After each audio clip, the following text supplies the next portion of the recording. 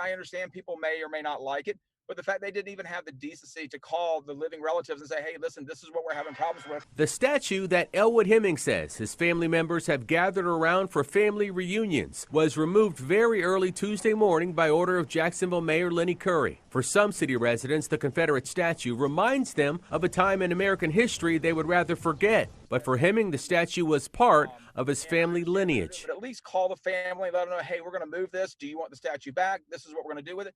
I'm not getting any information of where it's at, what they're doing. Standing at 62 feet tall, the Confederate statue was one of the few Jacksonville landmarks to survive the 1901 fire after being donated to the state by Charles and Lucy Hemming. Their great-great-nephew says Mayor Curry didn't have the authority to have the statue removed. The statue was actually given to the state of Florida. It was not given to the city of Jacksonville.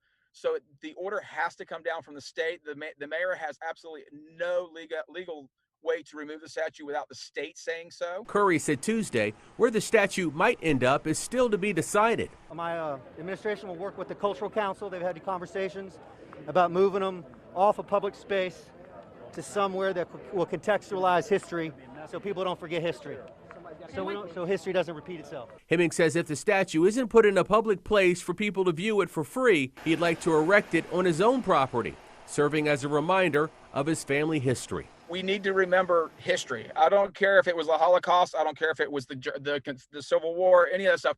If we forget it nowadays, it amazes me how many 20 and 30-year-olds I talk to that have no idea what the Civil War was, what the Holocaust was. They don't know it. They're not teaching us in school, and it's sad. And we're going to repeat our history if we're not careful.